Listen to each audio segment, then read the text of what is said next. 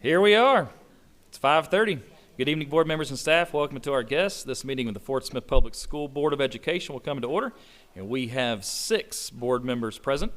Fort Smith Public School Board meetings are open to the public. However, audience members are not permitted to speak or interrupt the meeting in any way, and anyone choosing to disrupt the meeting will be asked to leave immediately. On to our district mission and vision statement. Our mission statement is to equip all students with the skills to be productive members of society. And our vision statement says that we are a destination district built on relationships, collaboration, and a culture of excellence. If you would, please stand for a moment of silence, followed by the Pledge of Allegiance.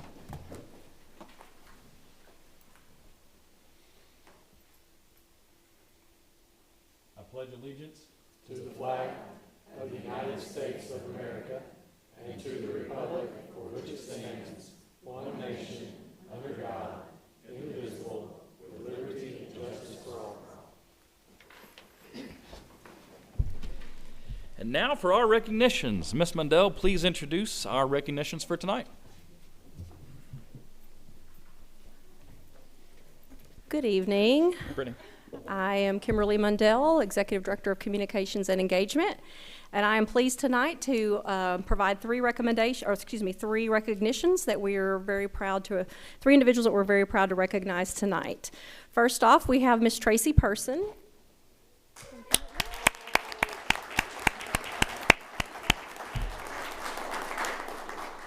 Ms. Tracy is an office administrative assistant at Southside High School, and she was named the 2025 Martha Stone Educational Office Professional of the Year from the Arkansas Association of Office Administrative Professionals, also known as AAEOP.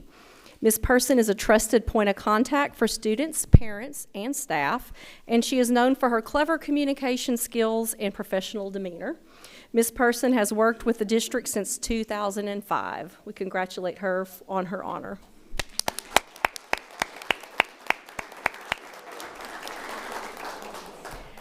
Next up, also winning a state award, is Mr. Dennis Sieben-Morgan. He is the district's Director of Transportation.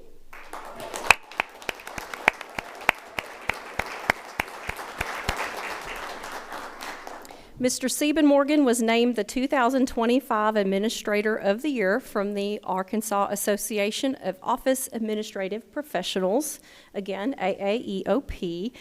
Mr. Sieben-Morgan leads with compassion and humility, and his commitment to student safety is evident in every decision that he makes. He has been with the district for more than 25 years. Congratulations, Mr. Sieben-Morgan.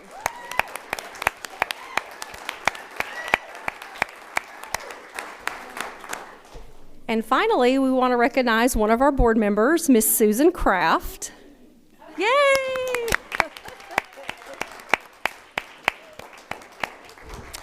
Miss Susan Kraft.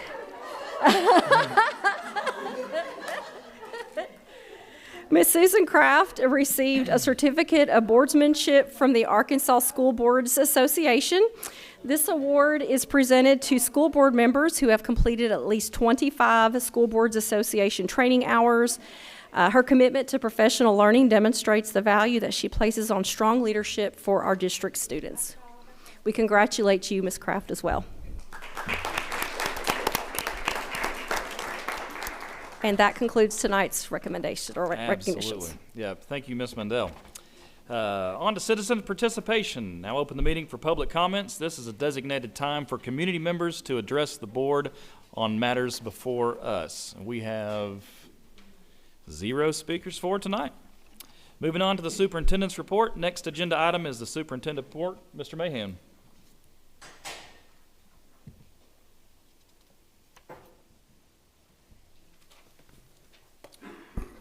Good evening, Mr. Vice President, members of the board. Appreciate you all being here tonight. I want to begin by giving you all some updates. First of all, cyber update. Our continued operations around forensics and continue to study the event in July have allowed us to identify 576 students that's information may have been impacted as a result of the cyber event. But also with that, there's about 1,821 students, 1,640 students and parents whose information was in the area, but we can't really know that that was accessed or not. But out of abundance of caution, we're going to offer the same protection of identity theft protection for those groups of peoples. Some of those letters will be received today. Those mailers went out Friday to inform everyone that they should have access to that, just as a precaution. We have sent out a total of 12,658 notifications as a precautionary measure. The total number of those impacted that we have evidence on is very, very small, but we just want to be very cautious and make sure we're providing protection for those that may have been impacted. We also have sent those to existing staff, retired or resigned staff, parents, and students. Total that signed up for the identity theft protection to date, as of today, 228 retirees and resignees have signed up for the identity theft protection, and 226 current staff have signed up to date. So we'll continue to offer that resource. Also, just want to keep you posted. We have a board work session scheduled for January 12th. I want to really talk to you about the Darby School-Based Health Center there, introduce you to that with Student Services taking a lead. And then April 7th, we're going to focus a work session on transportation and child nutrition. All of these programs are very impressive, and just want to give you a behind-the-scenes look at all of those programs. Board training, we did one earlier in the year. We'll do another one in February at the Marshals Museum with Mr. Nye and Mr. Poore leading that training session in February. Also want to give you a brief update on Southside High School cafeteria flooring in the Commons area. We're noticing the LVP, luxurious vinyl planking, is kind of bowing up. We're trying to find out what's causing that. It's only in the areas that's over the actual basketball court. So we're just assuming there's some moisture issues there, and so don't know the significance or how much that will cause a disruption, but we're working through that. We'll keep you posted as we learn more. Also, I'd like to draw your attention to a few things on consent agenda. You'll notice in consent agenda tonight there are some policy updates, specifically certified and classified. There was some ASBA misinterpretation of the law, and the wordings has been updated to reflect that any Arkansas school employee instead of any employee of the district. That was changed out. And also cell phone, bell to bell, no cell. We noticed very quickly there was some misunderstanding about students using their cell phone for instructional or concurrent credit courses or two-factor authentication. And so what they have done, they've updated that to make sure teachers and students know if they need to use their device to enroll in a concurrent credit or use two-factor authentication, they certainly can. And so with those updates, we'll lead right into some good things. We had a Native American artifact presentation at Kavanaugh. Ms. Zerbel recently shared her extensive collection of Native American artifacts with Kavanaugh first graders. Students had the opportunity to explore how Native Americans historically lived through hunting, fishing, and farming. They also learned about traditional practices such as pottery making, storytelling, music, jewelry crafting. Very impressive event there. That jumps us over to Tillis. Tillis Parent Recognition Ceremony. They held its first ever parent recognition ceremony expressing their gratitude to the parents and families whose support makes Tillis a very strong, supportive community. The event celebrated the vital role families play in our students' success.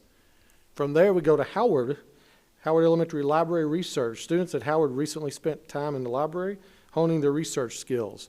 They focused on peanuts, learning how they are grown and processed into peanut butter. They even discovered that Fort Smith is home to a peanut factory. We jumped to Woods Elementary. They had a coin drive. Woods Elementary raised an impressive $700 during the coin drive to support the Whitney Marsh Foundation, which aids Arkansans battling pancreatic cancer. Miss America 24 and Fort Smith Public School alumni, Madison Marsh, visited to accept the donation, so great job, Patriots. I'd like to celebrate our partners. One of those is Arvest, and they have a We Love Teachers winner. Congratulations to Miss Passage, fourth grade teacher at Upper Lane, for receiving a $500 reward from Arvest as part of their 10th annual We Love Teachers campaign. Mrs. Passage's dedication to inspiring and supporting her students every day truly makes a difference.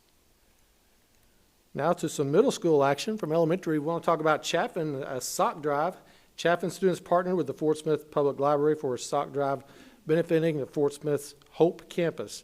Thanks to their generosity, students and families, they collected 624 pairs of socks to help those in need. As a fun incentive, students earn a chance to put a pie in the face of the principal at the pep rally. The competition was fierce, and at the end, both Ms. Menkins and Mr. Fonville took pies to the face, courtesy of the students Adley Russell and Emerald Tidwell. Thank you, Cougars, for spreading the kindness in our community. Now to high school, Southside Biology EOC, end of course exam celebration. Southside High School students celebrated the hard work of their biology students with a special brunch for those who passed their end of course and those who showed growth.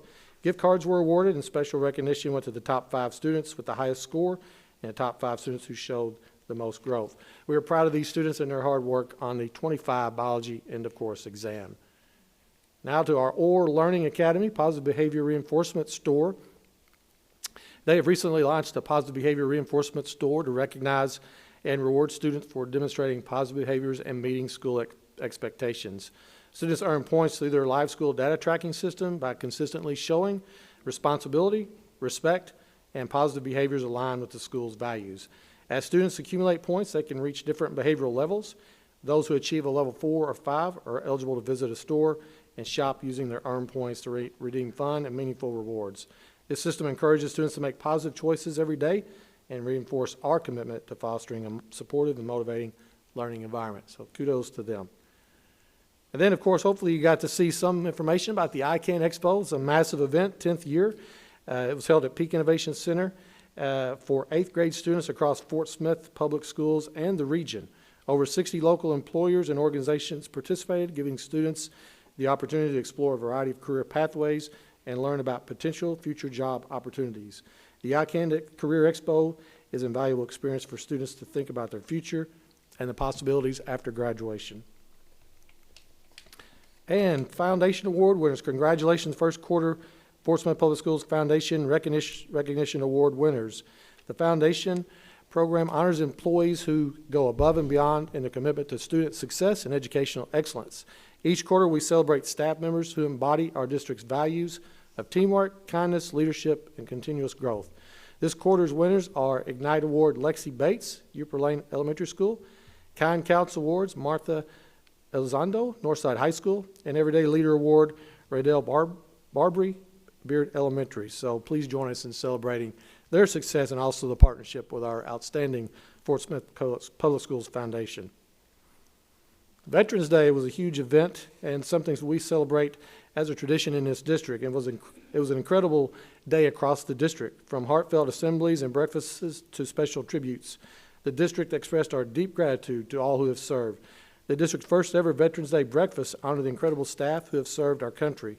We are grateful for their service, their sacrifice, and their continued dedication to our students in school. Special thank you to our child nutrition team for preparing a delicious meal that made this celebration even more meaningful here in the district office and across the district. Also, we mentioned Mr. Stephen Morgan, but also want to recognize bus driver recognition. A big thank you to bus drivers David Moon and Robert Salisbury for their support during his first family day at Fort Chaffee in over a decade. They safely transported over 200 families, helping make the event possible. Gerald Browning will also be honored for his contributions as Lieutenant Colonel John Chase from the Arkansas National Guard's 142nd Field Artillery Brigade said, "Effort recognizes effort." And last but not least, we'd like to congratulate our Superintendent Stars of the Month. This month, Briley Morris at Sunnymead. Josue Perez at Morrison. Jeffred Pineda Herrera at Sutton. Sofia Picasso Rivas at Spradling. And Emily Sofia Enamorado Nahara at, did we leave that school out? Park. Okay, very good. And so we're just very proud of our students. I know several of you get to join in. That event is very precious and such a great opportunity to meet our outstanding young people and teachers. And I would open up for any questions about the superintendent's report. Board members, questions, discussions? I for one, will never tell you to shorten your superintendent report because more often than not, it means you're focusing on all the positive things in our district, and I appreciate your attention to detail and making sure you include everyone across all of our schools. There's some great work, and we do like to draw attention to that because there's some great work going on every day. Yep. Board members? All right. Thank you, Mr. Mahan. Thank you. Moving on, the consent agenda. The consent agenda is voted up or down as a whole unless a board member asks to pull an item for individual consideration. And if there are, does anybody need to discuss? Any questions? I'll wait for our consent agenda to be put up on the screen here for everybody to view. Take a moment to lay some eyes on that. With that being said, I will entertain a motion to approve the consent agenda. Motion to approve the consent agenda as presented. Thank you, Ms. Kraft. Do I hear a second? Second. Second, Ms. Lot. With one motion and a second, all in favor, please indicate by raising with your right hand. 1, 2, 3, 4, 5, 6. The consent agenda is approved by a vote of 6-0. Moving on, the next item on the agenda is to consider approving the peak infrastructure design. We will have some topic of conversation and presentation. Mr. Mahan? Thank you, sir. We would like to present the next step, Phase 4 at Peak Innovation Center, a beautiful facility, but we do want to address some drainage issues there in the future and need approval to move forward on Phase 4. Mr. Schaefer. Thank you. Good evening, school board members, Mr. Whitaker, Mr. Mahan. So tonight I've asked the team to come and give a presentation for the recommendation of Phase 4 design for Peak Innovation Drainage System. So I've also wanted to also kind of briefly discuss the other phases that are substantially complete and the one that we're fixing to work on, which would be Phase 1, 2, and 3. With that being said, I'd like to introduce MHG to come up first, and they're going to discuss the current phases that we're either substantially complete on or the ones we're fixing to embark on construction. So first up, we got Nate from MAHG. Thanks. Okay. Perfect. Thank you, Sean, and thank you, board members, for the opportunity to be in front of you this evening to discuss current and future projects at the Peak Innovation Center. As Sean mentioned, my name is Nate Deason. I'm a partner at MAHG Architecture. And over the past several years, we've worked closely with the district to address some infrastructure issues that have come up out at Peak ever since the construction was completed, particularly those related to storm water drainage, both on and around the building. To tackle these issues, as Sean mentioned, we broke this work up into a series of phases, as you can see on the slide up on the television. Phase 1 and 2 primarily focused on relieving the storm water from the warehouse. You can see it on the west side, the left side, the yellow area, and then getting that water away from the building in Phase 2, which is the orange area in front of the Peak Center. I'll talk more about those phases once we get past this recap slide, but Phase 3 is basically doing a similar action to the main building. So the building running east-west, that blue stripe across there, that'll be Phase 3, adding overflow drains on that roof and basically providing a redundant system that will bring that building into code compliance. Most of these issues were realized after the Invista report from 2024 was completed and presented.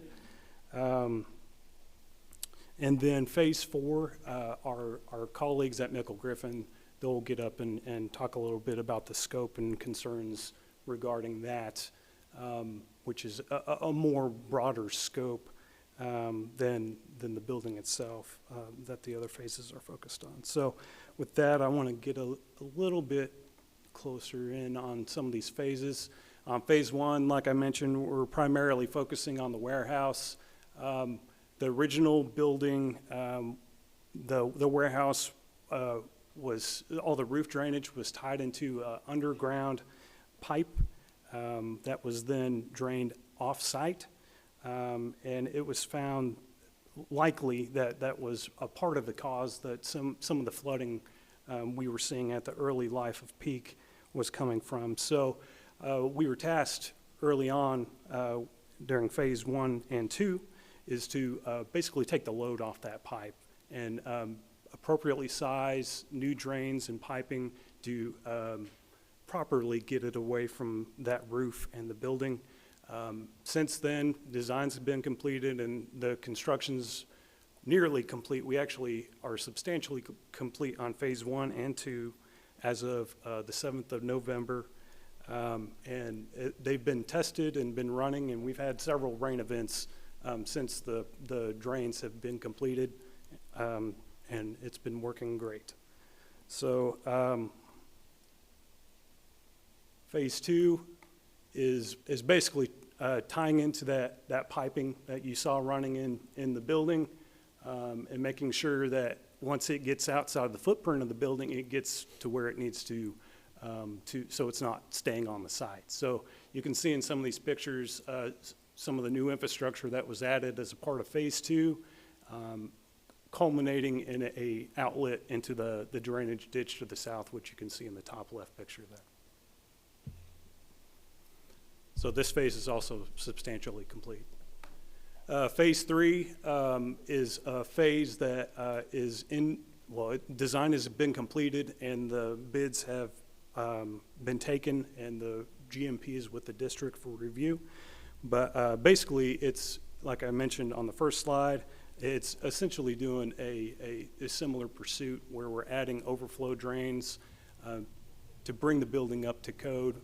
The front of this building has a parapet, so basically the wall continues up past the edge of the roof, and you have a series of roof drains, but no means of draining the roof if the primary roof drains were to back up.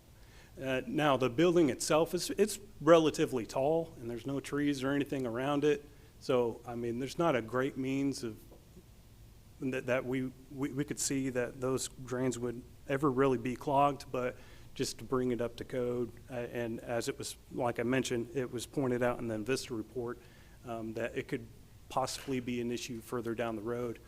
The district tasked us to design the series of roof drains and associated piping to alleviate that roof and get it tied into a system off-site.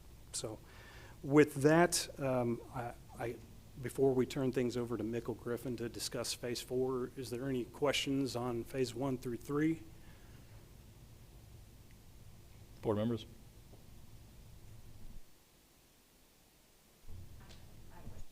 Yes, ma'am. What does substantially complete mean? So substantially complete basically means that the majority of the work is done, and it triggers our team to come out and walk the work and basically make a list of items that are still needing to be completed or are missing. So when we walked on the 7th, we were able to walk both phase 1 and 2, and we were able to give the contractor that list of items. And once they're completed with those items, the contract will be closed out, essentially. So,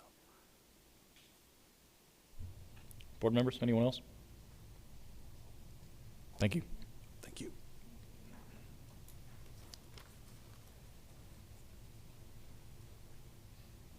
So now I'd ask Mickle Griffin, Josh, to come up and discuss the action item, which is phase 4 design. Hello.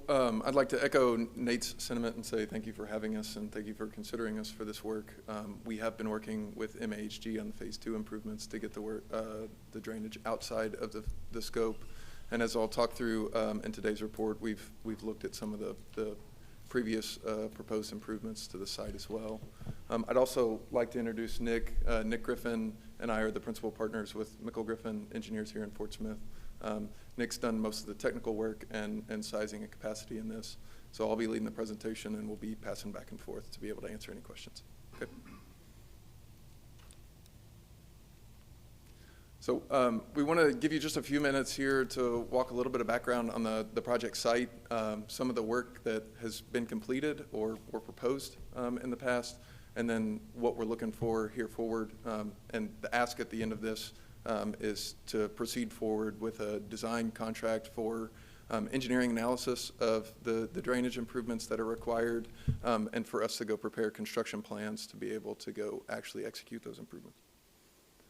So the site, you're all aware of the location. The key takeaway here is that there is an approximately 160-acre drainage basin that funnels through this site and goes diagonally through that that primary drainage channel that diagonals across the screen, shown in the picture there. In addition to this, there's another 230 acres to the south that drains off of the AIC properties and crosses the Highway 255 just downstream from the facility off of the southwest corner. And so the confluence of those two drainage basins are important in analyzing how much total throughput can be handled and what's the hydraulic grade line assumption in a given flood event across the peak property. So the challenge that we have is we've got to analyze these two relatively significant drainage basins amongst the existing infrastructure, right? So generally, if we were working in a greenfield new construction site, we would have some flexibility to change what's the finished floor of the building, and can we move where the parking entrances are, and those types of items, right? And so this site, given its former uses and given the current state, our challenge is to go design drainage improvements around the existing infrastructure. So just a brief 2 or 3 slides here about site history. So in 2021, during the conversion, there were some parking and driveway modifications made that had a net increase in the total impervious area. So that's the paved area, the area that's shedding water that has to be managed as part of any drainage solution, right? In June of 2023, after a couple of flooding events, HAF took a look at the site, another engineering firm here in town that I think you're familiar with, and they proposed some parking lot additions to the east with some ponds to be able to handle on-site drainage for the new impervious areas, as well as upgrading the box culverts for some storm drains and piping systems diagonaling through. And the big takeaway there was they were looking at upsizing the box culverts that diagonal across the front of the property. In 2023, at the end of 2023, the school district engaged our firm to do a desktop review of the proposed improvements. And so our general conclusion was that, and we provided a report to the school district to the effect, was that the assumptions made by HAF at the time utilized standard practices, and they were generally in line with what we would pursue as well. But some additional due diligence was needed to prevent some potential building flooding during some sort of extreme event. If we summarize that into kind of 3 takeaways, there's some tailwater assumptions due to that RDOT box that at the time had not been constructed but now is in place. There are also some ambiguities on this particular property because there hasn't been any FEMA firm map studies, discrete studies done on the site. So there's some experimental data that can be used to be able to bolster some of the assumptions. And then thirdly, looking at some emergency routing for those extreme kind of burst events, which were similar to the events that some of the flooding events at the site have occurred in the past. So that kind of brings us to this year. So during the phase 1 and 2 construction activities that Nabholz was taking on, we got a phone call asking to look at some of the existing infrastructure.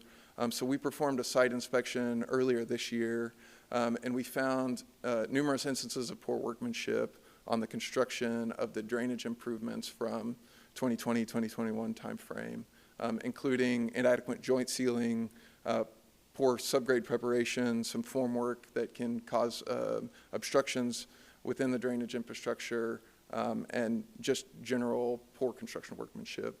And that has caused some erosion around the storm pipe system and some structural undermining that we think needs to be addressed relatively swiftly. However, our conclusion was that the construction quality of the drainage infrastructure diagonaling through the front of the facility is such that there's not really a workaround. There's not a Band-Aid that we can put on it. It needs to be addressed as part of the bigger project. And that's why we're pushing now to go do the drainage analysis and upsize that infrastructure in its totality. 1, to help with the risk of flooding, but 2, to help correct some of the construction quality issues that we identified this year. So obviously, there are some current flooding risks at the site, given what we believe to be undersized infrastructure diagonally across the front of the site and the general poor construction quality. And we believe that we can address that through a solution moving forward. So what we've proposed as part of our package is first to perform a comprehensive analysis of the site and the drainage area. So the drainage area that I showed you is an estimate of what we think is flowing into the site, both on the Barling site and the Fort Smith site. We need to look at that and see what we think the future demands across the site are going to look like perform some analysis on that RDOT culvert and some downstream hydraulic modeling headed back to the west towards Mazard, and then do some sizing verifications before moving into a design phase where we will actually prepare a construction plan set, a spec book, and bid documents for the school district to take out for bid to have the improvements performed. We've provided a proposal to the district on the order of $200,000 to complete this work. The analysis portion is roughly half of that total cost in the construction documents, and bid document preparation is an additional half of that contract. So obviously, why does this matter now, right? The goal is to protect the investment and improve student liability or student safety, and try to alleviate some of the known flooding risks that we've got. Proposed schedule, we would like to have our preliminary analysis report done within 60 to 90 days of contract authorization, at which point we would bring that back to the school district to analyze estimated rough order magnitude costs for any construction improvements, and get the nod to be able to move forward into the design phase. Design phase after that will take another 3 to 6 months to get everything finalized and approved. Okay, I think that's it. Do you guys have any questions for us? Board members, this is a topic of conversation that's new to some of you and to some of us, something that we would like to eventually see come to an end. So that being said, comments, questions?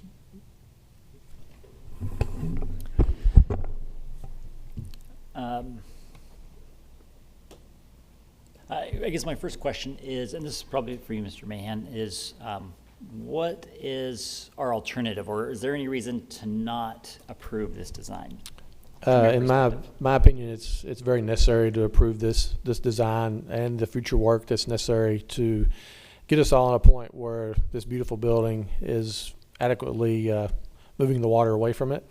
This is about $204,000 investment just to let us know what extensive needs are there and what that price tag would be in the range of $2 to $5 million to completely address the concerns that we have today. So I am very supportive of moving in this direction, as well as doing the next step of work to mitigate this situation, because it's such a fine facility. And so I would also like to express we are in conversations and moving toward litigation to recover some of the costs, to offset the cost of the issues we've been dealing with at Peak. What would be the biggest impact of inaction? So you've got some listed here. What would be the largest impact? Would it just simply the risk of a high-risk flood or a large flood, or would there be other consequences of inaction that would be greater than that? I mean, I think the biggest consequence is just flooding inside the building or a potential safety issue. Say we have some flash flood or some extreme rain event that causes the parking lot to flood, and you have students out there, and it presents a safety issue for that. But primarily, I believe it's just building flooding would be the consequence of inaction. And then on the cost analysis or estimate, you mentioned that upon approval, you'd have a phase one analysis 60 to 90 days after. Would that be kind of a complete estimate for repairs, or is this the committed cost? So this would be our design fee, right, in total. We don't anticipate that design fee is going to change. What we would be able to do at that point would provide a rough order of magnitude cost for what we think the construction cost for the actual Okay. improvements will be, right? So we're not quite sure what that's going to look like until we get a little bit further in. And we will continue to refine that as we get further in the process, culminating with, at the end of this entire exercise, we'll be able to give an engineer's opinion of probable construction cost that will be used as the basis to go collect construction bids. Okay. Ms. Lott, Ms. Kraft?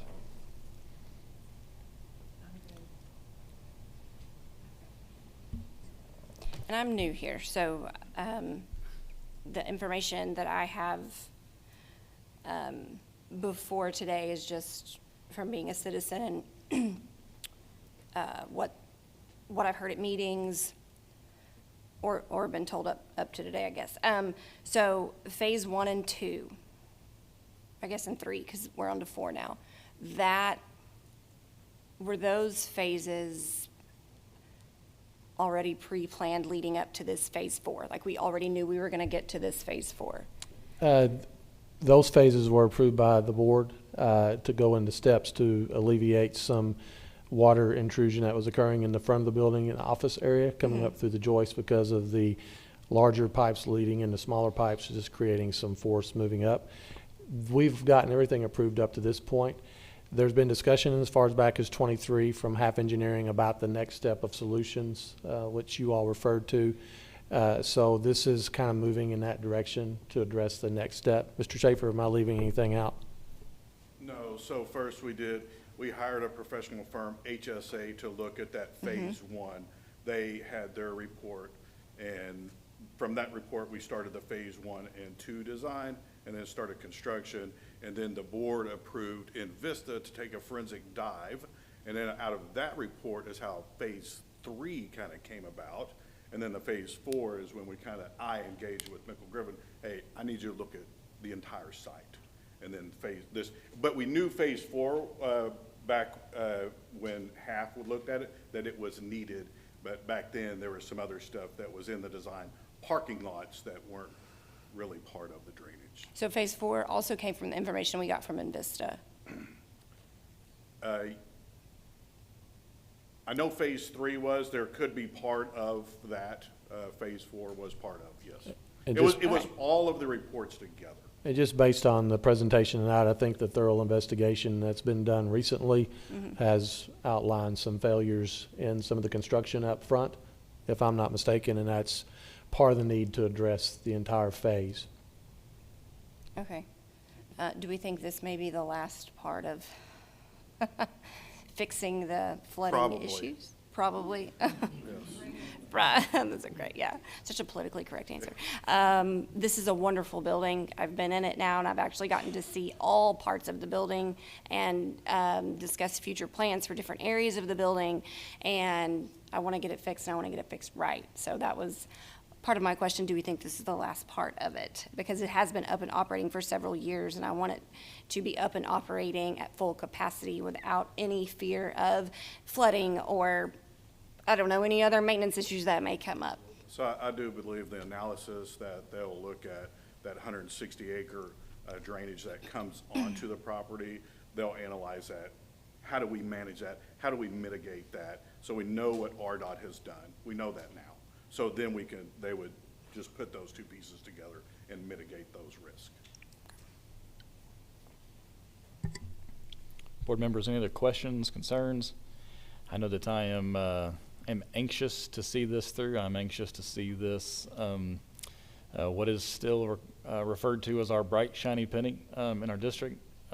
Many students, both in our district and outside districts, utilize this. Our community utilizes this property, and so I, for one, am ready to move forward, especially knowing that we may be able to recuperate some funds in the long run. So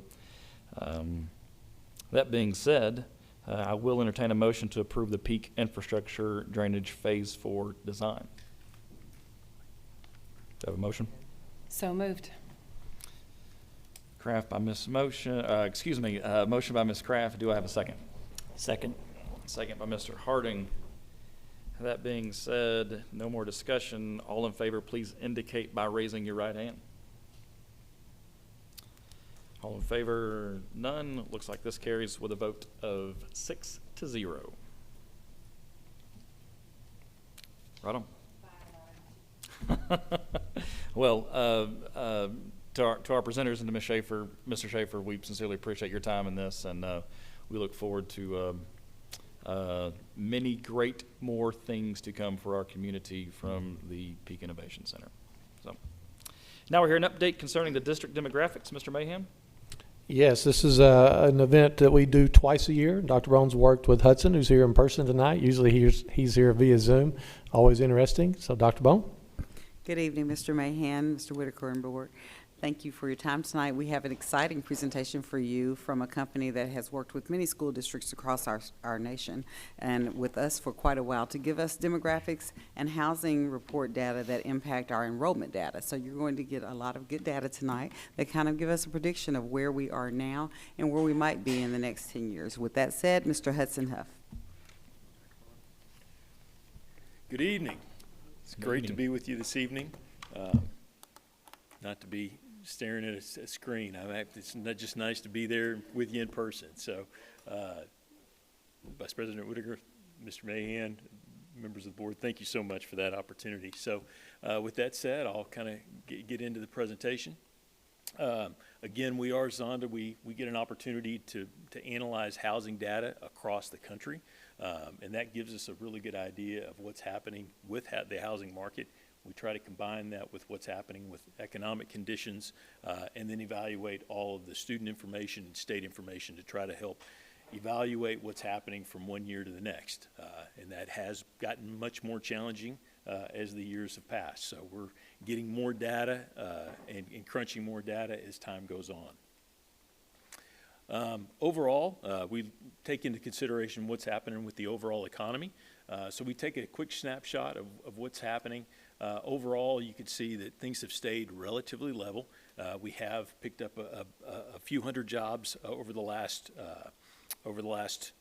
12 months, but we are seeing a little bit of an uptick in unemployment. You are hearing about some softening in the economy, softening in the market, so that's kind of been out there really in the last year and a half. And then you've got certain jobs, so you've gotten education and health, because you still have grown in some population growth. Those sectors have continued to still grow. But one area that is a little interesting right now is you're hearing about artificial intelligence, managing the logistics, all of those type of things that people are looking for alternative solutions on how they're handling some of those things. And so you can see a little bit of a drop in the information services sector.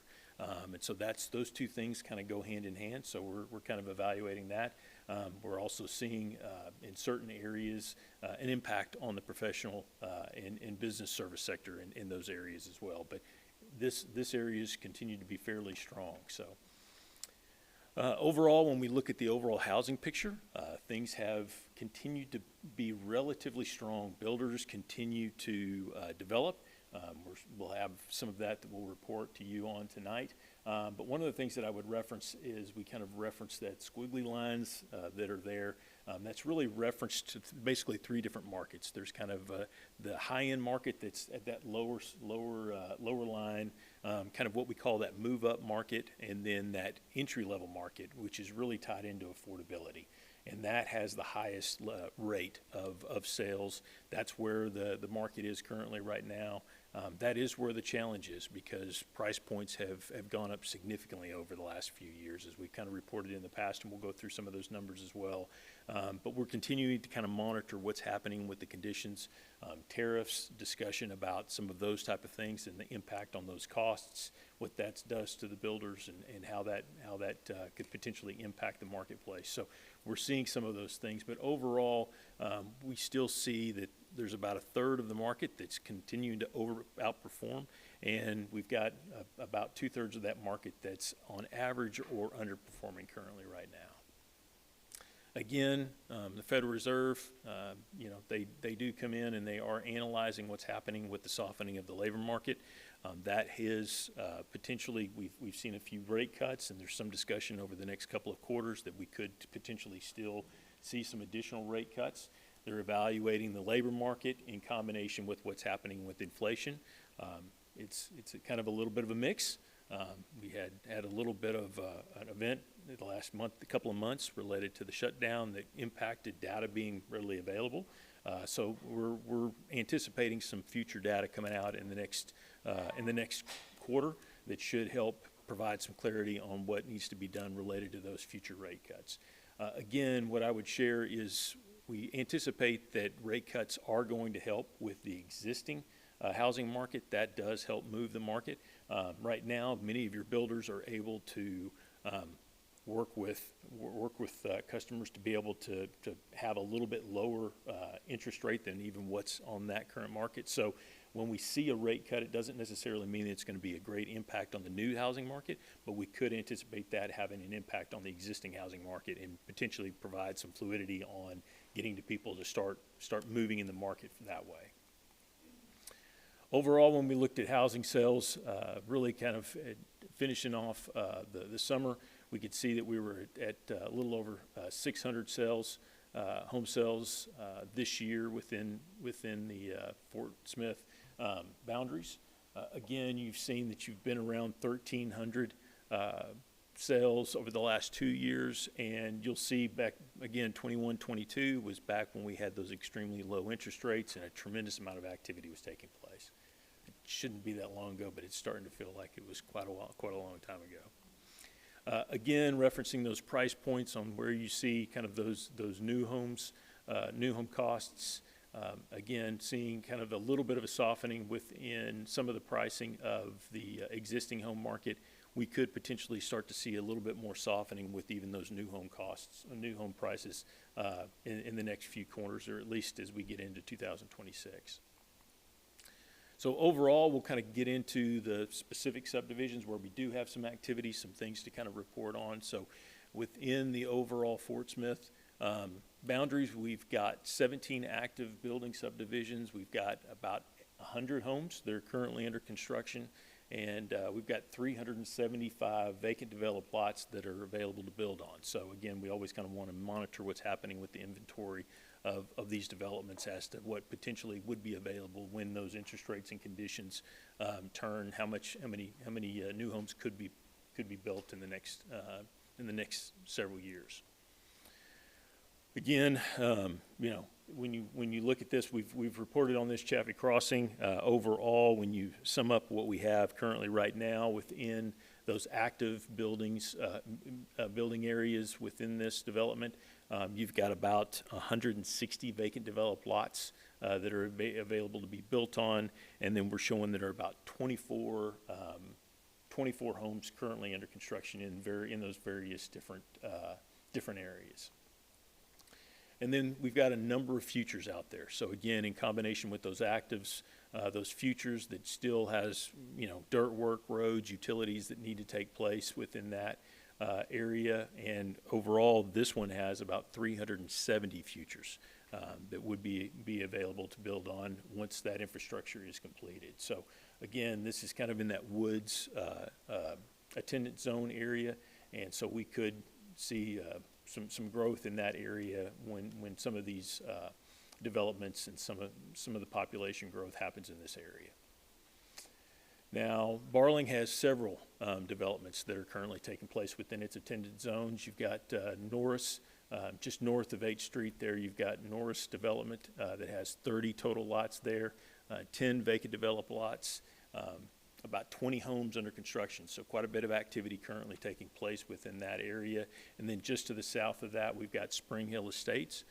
Again, 166 total lots, 49 vacant developed lots, 12 homes that are currently under construction right now. So still continuing to see some dirt work, foundations, and some homes being built in the area. Just to the south of what I just reported on, we have a future there that's called the 8th Street 27 parcel.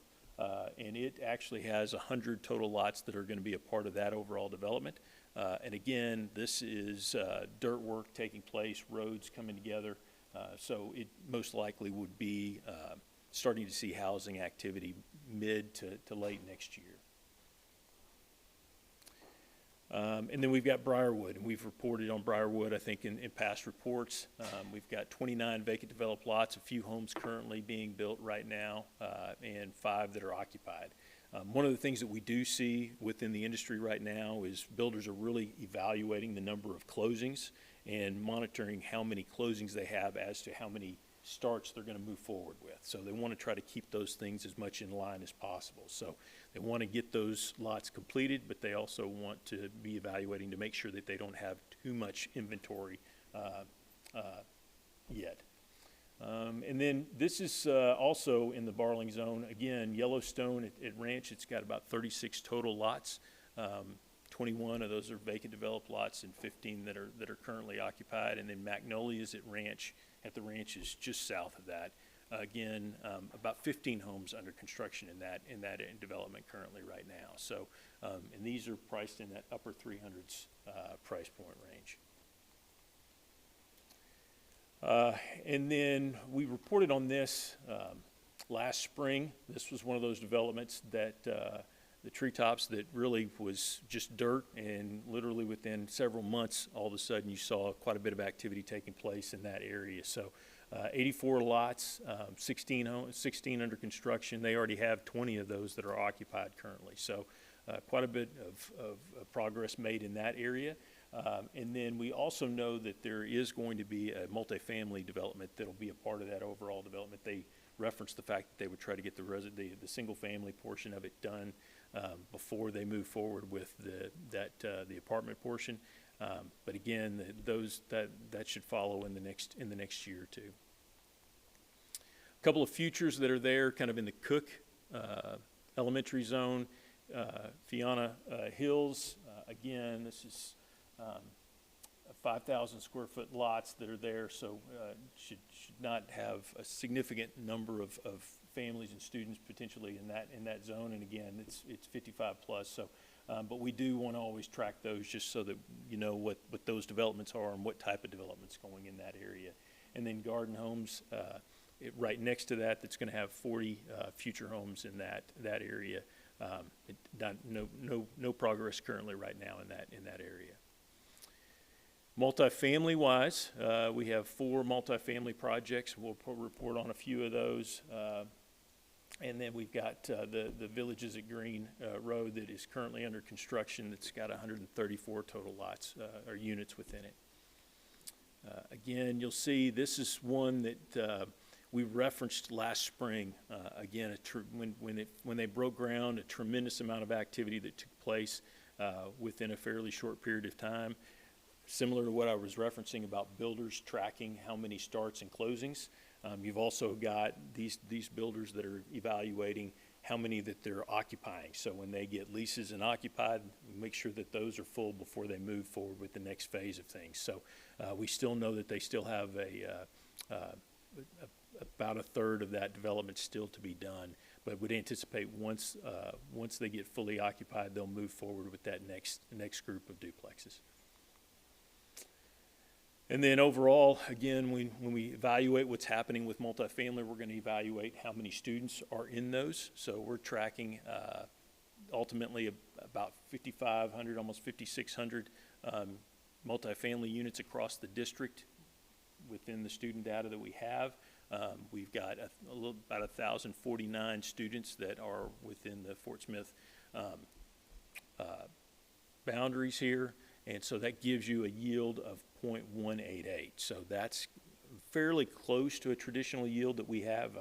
Well, we always reference it in our presentations. A very traditional multifamily yield is 0.185. So truly, you're like right there where we normally see that yield. And again, that can be a mix because we ultimately want to evaluate for any futures that are out there, how many 2- and 3-bedroom units are a part of any apartment complex that comes in, because the more 2- and 3-bedrooms that you have, the more it's family friendly or potentially going to have a little higher yield. So we'll get into some of the enrollment picture. So one of the things that we do, we analyze the student data from one year to the next, try to evaluate trends and things that are happening. And so we also track your first graders through 11th graders related to evaluating if they're new coming into the district, or if they had a previous ID information and they're not here this year, then we reference them as a leaver. So that's the difference between the newcomers and leavers. So you can see that you have had leavers the last several years. Last year, we were really just about neutral. I mean, it was just about level. This year, we did have a significant shift back towards 381 leavers. And so again, just evaluating that data, trying to help the district with all the information possible to identify what potentially may be happening, where it's happening, and if there's any additional information we can share. So when you're analyzing that, we want to see what's happening with private schools. We want to look at what's happening with charters, and we also want to evaluate what's happening with homeschool numbers. So we've done this with the district the last few years, evaluated kind of where those numbers are in each one of those areas. And so you can see related to private school and the vouchers, ESAs, whatever you want to reference to those tax credits, the move and the increases associated with private schools. So where we were back in 23-24 of a little over 1,200 students, now you've got about 1,667. The one thing that I would say is we're seeing increases in the private schools, we're seeing the increases in homeschool, but we're seeing a little bit of a decline in charters. So that's part of some of the charter numbers are being challenged, just as we've been dealing with it when they're seeing some of these other trends take place. So you can see kind of that year-over-year comparison and where those numbers have been and what kind of increase or decrease you've had over the last several years. So the other piece that we look at is kindergarten and births. So we're evaluating this information. This is information we've shared, but it's a little different way to share it. From what we've done in the past, you can see that we always have your county births, and we track that in relation to how many kindergarten students you have each year. And then we evaluate that comparison to create a ratio. And so that helps whenever we're trying to figure out what do we project out for the enrollment for each of the campuses in those kindergarten grades throughout the district. What do we want to try to do? So our goal is to keep that ratio fairly consistent. There's going to be a little bit of shift here and there depending on what our numbers are at the campuses. So it's not going to be it's not always going to be the exact same number, but it does. Our goal is to keep it within a certain range. And you can see that's kind of how we establish that number when we're referencing projections. You can see that our birth rates have gone down from where you were, several years ago to what we're seeing now. So, and we're seeing that birth rate data in many areas in many southern states. We're seeing those same type of numbers and challenges in various different areas. And then overall, we look at the student density numbers for the district as a whole. Again, we see that there are 343 students that are outside of the Fort Smith boundaries that attend school here. That represents about 2.5% of the overall enrollment here. And then I would say we've got about 12,711 students, approximately 93.7 of your students that are within the city limits of Fort Smith. So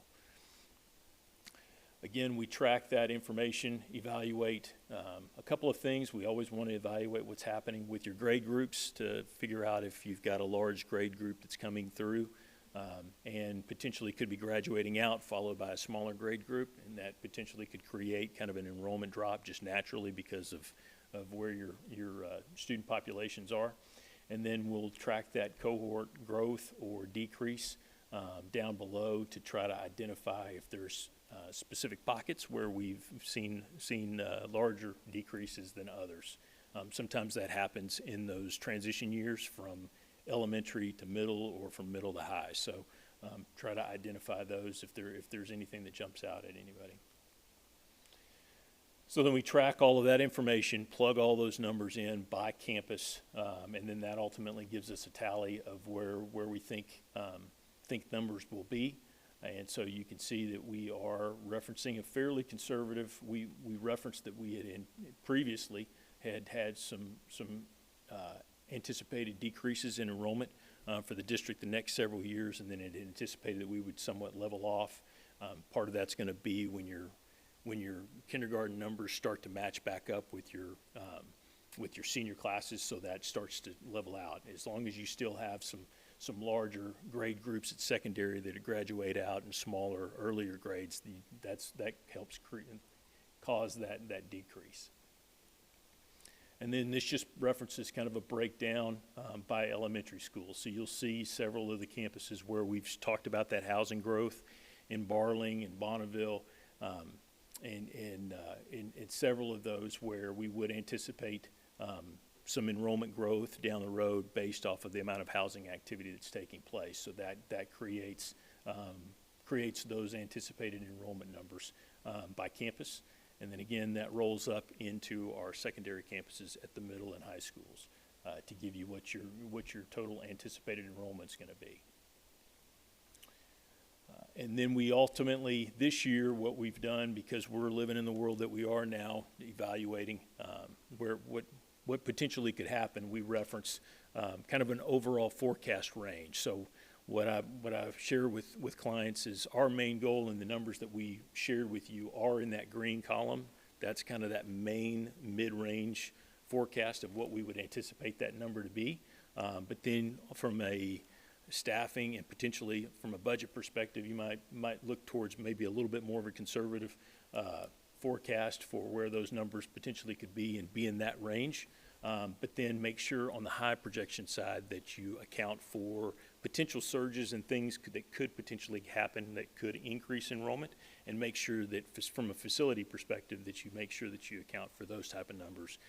So you've got classrooms ready in the when that happens. And then just overall, just a summary again of referencing kind of where we've seen, what we've seen with enrollment the last several years. Overall, when you included your pre-K numbers, we did have a drop of about 534 students this year compared to last year. Housing activity, again, is a little down from where we've been the last several years, but that's partly due to where we've seen kind of those higher for longer interest rate conditions. Again, anticipating we still have housing activity that's taking place with about 100 homes that are currently under construction and 375 vacant developed lots. So there's still there building activity currently taking place. And then, like I said, we anticipate the enrollment for Fort Smith to be somewhere in that range of 12,850 to 13,050 really over the next 3 to 5 years. And then we've provided a little bit more of a forecast beyond that, but gives you a really good idea of where we anticipate the numbers being. Thank you, Board. This is a lot of information, but I think it's extremely pertinent, especially when we talk about zoning and right sizing, and we're soon to listen to a presentation on school choice, and so even though this is just a presentation only, there's a lot to digest in there. So any questions, concerns? Yeah. If you don't mind, can you help me understand the multifamily yield analysis? Sure. And what those ratios mean in terms of kids per either apartment or household? Sure. So whenever I reference, I'll reference yield. Sometimes I'll say for single family, I'll reference a yield of 0.4. 0.4 would mean basically 4 students for every 10 homes that are built. Okay. So single family is very much that same type of thing. So it's a breakdown of the number of units. So for all intents and purposes, for yield of 0.18, that's really referencing that it's about 2 students for every 10 units that are out there in the district. And the green, yellow, orange, red, with red being over 0.75, what are those? What's the criteria to identifies kind of those ranges? So you'll have certain developments that, again, I would reference are concentrated because sometimes they have a concentration of 2 or 3 bedroom units. They may be very affordable regions, so you're going to be heavily concentrated with young families with with lots of children. And so that's just a way of trying to identify where are your concentration of students and in comparison to housing. Okay, great. Anybody else? Well, we sincerely appreciate this, and we appreciate you being here in person today. That means a lot to be able to interact and just ask you questions. There's a lot of work that goes into this, and so we appreciate you being here. Thank you very much. That said, moving on to our next agenda item is to hear a presentation regarding the upcoming changes to our district policies as a result of the new school choice laws. Mr. Mahan. And with that, getting the demographic results, we do have school choice laws that will take effect January 1. Of course, our office is open January 5th for in-person requests for school choice, but appreciate Dr. Farrell and Teresa Dewey for their work in putting this, a plan together that aligns with the new legislation and is good for our kids. Thank you, Mr. Mahan. Vice President Whitaker, members of the board. I'd like to give you a little bit of presentation tonight about Board Policy 4.5 and talking about school choice and some of the enrollment implications that we have and to change the procedures that will take place on January 1st of 2026. So just as I'm sure all of you know, but what is school choice? School choice allows a parent to select a public school other than the one tied to their residence, okay? So school choice, when we talk about interdistrict school choice, we're talking about somebody coming from Greenwood to Fort Smith, or Alma to Fort Smith, or Fort Smith to Greenwood, or Fort Smith to Van Buren. So those are interdistrict, examples of interdistrict school choice. And then intra-district is between resident school zones. So somebody who lived in Ballman's area who wanted to go to Morrison, or somebody who lived in Cook and wanted to go to Barling, or somebody who lived in Barling and wanted to go to Woods, all right? So intradistrict and intra-district, all right. All right, so school choice, historically, school choice has always allowed one, you know, from 2015, has allowed somebody from the citizens of Arkansas to move from one district to another. And the time frame that was set up during that time frame was from January 1st annually to May 1st. And school choice set a capacity of 90%. So no one could come into a district, a school, or primarily a school if the staffing capacity, if it put them over 90%. So 85% you could come in, 86% you could come in. Once they hit 90%, that was the staffing capacity. So no one would be allowed to come in at that point in time. All right, so we had changes in procedures for the 2026 school choice cycle.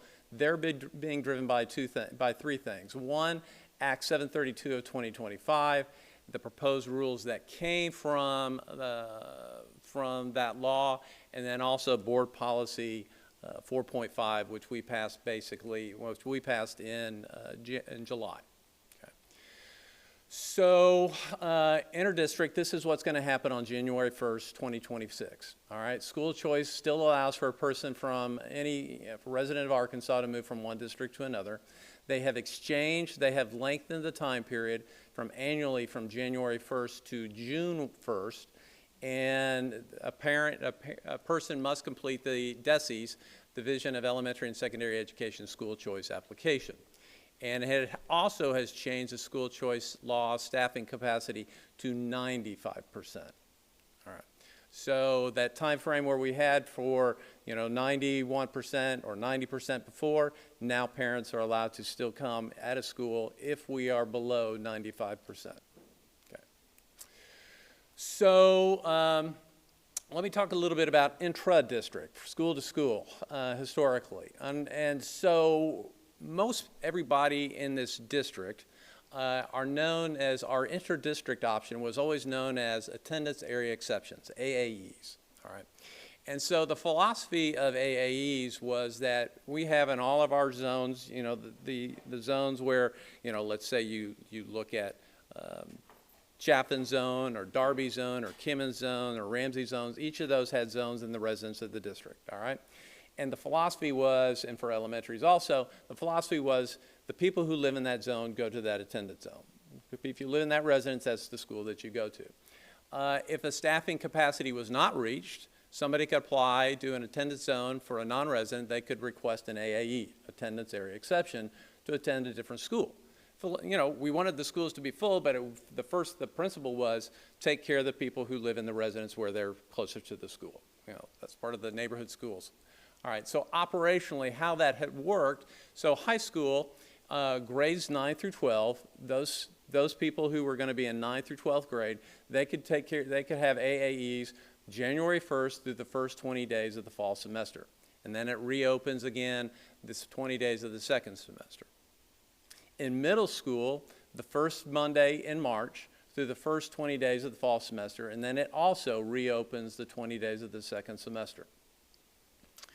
Elementary schools are grades K through 5, and that's beginning on 11th day of school through day 30 of the first semester, and then it reopens the 20 days of the second semester, and elementary age students must reapply every year. Middle school students and high school students, once they're in the schools they're in, they do not have to reapply every single year. Elementary, because it's so fluid, that was the issue, okay? So let's talk about intra-district. School choice, inter-district school choice, school to school beginning on January 1st, 2026. All right. So the board resolution 4.5F, that will be brought to you with better numbers at the December board meeting. So we'll have better numbers at that time.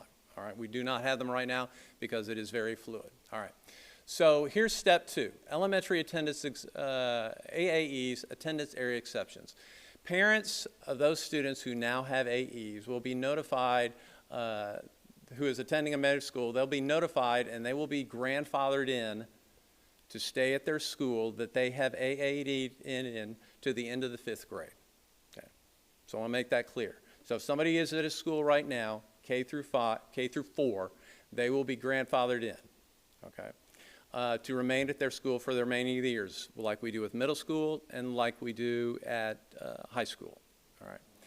All right. Class size students who would like to stay in their schools, that's what takes place during the first week of school. They're class sized, all right, and they would like to stay in their class size schools. They must complete a school choice application and be approved. Okay. That school choice application will be ready. That window will open on January 1st, 2026, January 1st, 2026. And they have to complete the Division of Elementary and Secondary Education School Choice application. All right. So let me talk a little bit about the takeaways moving forward as we do this, and we'll also have questions as you ask, as it comes up. So school choice is no longer available for just intra-district students. Now it's available for intra-district. So no longer will we be using the terminology AAEs, attendance area exceptions. We just talked about the second one. Parents and guardians who can request for a transfer for the next school year, or they may request an immediate transfer during that time. Okay. The district must notify the parents, guardians, students regarding acceptance or rejection no later than 15 days following the receipt of their application. So on January 1st, if people apply, we have 15 days to give them an answer of whether they can attend the school that they wish to attend to. And that decision also, if it's somebody who's coming from inter-district, that decision must also be shared with the other district. So if it's from any of our neighbors or anywhere else, we have to share that information as they have to share that information with us. Okay. If a school is below 95% capacity at the time of application and no new program would have to be put in place, then the request should be granted. Okay. If a school choice application is approved, the placement remains in place until the student graduates or leaves the district. So if you make a choice, if you come in elementary school, that application will go through, that application carries you through middle school and high school for these people coming from intra-district, all right? Also, people who are intra-district, they will follow the majority of path from the elementary school to the middle school to the high school. If they make any changes during that time, they can change by using school choice application intra-district, okay? Applications may be rejected if the acceptance would necessitate adding additional classrooms, exceeding the staffing capacity of a program, a class, a grade level, or school building, or cause the district to provide educational services that are not currently provided. So it does not make the district add any more. That's why we're looking at staffing capacity at 95%, all right? Petitioners may appeal rejected applications to the State Board of Education. And then there's another caveat right down there. For students entering grades through 7 whose school choice applications were approved, will need to meet certain criteria to be eligible for athletics. And there are various scenarios under these guidelines, and that's when we also contact athletics to help us review those. But those are what's known as the CSAP forms, okay, for varsity as well as junior varsity. All right. A lot of information. There's a big change coming. So what questions can I answer at this point in time? I feel like there are going to be some. There will be. Just thinking through a scenario, so if you've got a family that have multiple children in elementary school, and one of the children are class-sized, so you've got split kids in different elementary schools. Does that family, so if the parents want their kids to go to one school for the next school year, do they get priority, or is it kind of they're under the same criteria as other families? Everything based upon, so somebody who got class-sized, okay, this year, those class-size students will, and this is how class size works, we will revert you back to the school. Let's say, so if I got class size from Ballman to Fairview, at the end of the school year, I will come back to Ballman, and I will be put in that number for going to that school. All right. So all the if I'm assuming that's what the question you were asking, all those students should be back together. We cannot guarantee that. We cannot guarantee what's gonna, what that's gonna happen, what's gonna look like. Okay. So if I'm reading this correctly, you have to request this change by June the 1st. And so it eliminates this first 20 days of the fall semester? That is correct. Okay. That is correct. I think all of our counselors, especially at the high schools, will very, very much appreciate that. They will. Yes, y'all are laughing because it's true. Yes, I know what a nightmare that first 20 days has been when students are just showing up on the second day of school and saying, I want to go here, and it was a mess. And I offered to bring them treats and tacos and all kinds of things because they were there till midnight. Yes. Those counselors were there till midnight, if I recall, trying to get all these kids taken care of. So I'm definitely in favor of that change. I'm glad that is correct. Anyone else? Yes. I had a really good conversation with you Yes. and Ms. Dewey? Ms. Dewey, yes. Dewey and Mr. Mahan about this, because as a parent who's gone through this process, I did have some questions myself when I saw the presentation. I think there are numerous good things that are going to come out of this. One is the being grandfathered in for those elementary students and parents that happen to be listening or watching the meeting. You don't have to reapply now every single year, so be looking for that grandfathered in letter. That's huge and greatly appreciated. And the second is for students that do school choice, that want to complete a school choice application. They don't have to go to their resident school for the 11 or 15, I can't remember exactly what it is, before they find out if they can come over. So it's, correct me if I'm wrong, but it's going to be a first come, first serve basis That's exactly on those what it is. applications. So What it if exactly you are a is. parent that is wanting to school choice your child, whether it's elementary, middle, or high school, make sure that you are paying attention to social media and your email for all of those dates that are coming out, because it's very soon. Yes. I mean, we have Thanksgiving, Christmas, and then January 1 is here like that. So please be on the lookout for that information. The district will make sure that that's pushed out in plenty of time. So they're going to be time-stamped, dated, all that good stuff, first come, first serve Yes, that's what it basis means. on that. I may be getting ahead of myself, and so Okay. you can completely cut me off if you need to, but were you going to talk about the kindergarten at all? Okay, I can talk about kindergarten. Okay. So let me tell you a little bit about what we're doing. As a district, we're concerned about the people who live in our district. We try to act reasonably also. All right. And so we have 17 elementary school zones. All right. And so school choice opens up on January 1. Okay. New elementary kindergartners and new people to the district, they're not a part of that yet. So that gives us some concern. Okay. So working with our staff. Now, let me just also tell you one other thing. So new student registration, which is you're all familiar with, is called eSchool. You go into PowerSchool, and that's the database that the district uses. Okay. So that for new students annually does not open until mid-February. Okay. So that doesn't open until mid-February. So new students, some of these people who may want to do school choice, they're not officially students until mid-February. Okay. So last year, this year, this current school year back, we purchased something called PowerSchool Part 1, okay, which gives us more information to get information, gives us an ability to gather more information from parents. It's called PowerSchool Part 1. All right. And so how are we going to take care of our incoming kindergartners and other people coming into the residence? So one of our members of our staff said, why don't we use PowerSchool Part 1?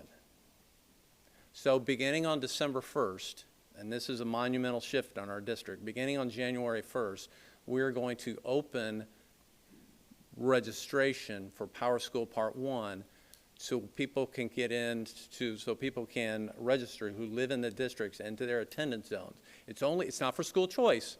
It's not for school choice. You can't say I live in Darby or Chaffin and I want to go to Kimmons. It's not for that. But it's allowing people so that way they are now officially members of the district. Did So you we're say gonna open December 1st? What'd I say? Oh, boy. It's December 1st. So we're training this week. We're meeting with principals this week. And then on December 1st is when we're going to open. Thank you for catching that. I appreciate that. But that's something we're going to do to try and take care of the people who live in those attendance zones.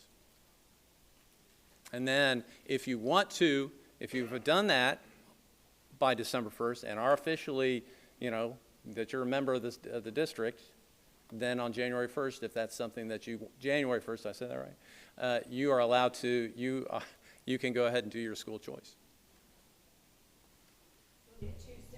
It will be a two-step process, yes. Any other questions? Thank you. Anyone else? Well, again, this is a topic that is discussed often, and not only in our district but surrounding districts. And so, appreciate you being here, and sir. appreciate all the time that you spend with us, Dr. Farrell. Thank you. Thank you. Again, this is a presentation item only, so no action is required. Moving on, the next item to consider is approving a resolution certifying the millage rate of 41.5 mils. Mr. Mahan. Yes, Charles Warren's about to step up and make something very complex and very simple. Mr. Warren? Thank you very much. I'm here to share with you a new topic called millage rate rollback. You may have, as a homeowner in the Sebastian County in the public school district, may have seen this reappraisal. This is simply a picture of one. If you take a look at it, it talks about the 2025 assessment to be paid in 2026. If you look at the sections, it talks about personal residence. Does it qualify for homestead credit or not? We'll talk more about the homestead credit. Section 2 is the important part. This is talking about, this is a countywide reappraisal. And then Section 3 gives you some headings about estimated market value, which is your fair market value, the assessed value, which is a mathematical calculation, and then the taxable value, and that's where certain caps come in that may restrict where you are taxed at a lesser assessed value than what you could be. When you take a look at this comprehensively, the reason that we got this is that every county has to go through a reappraisal process.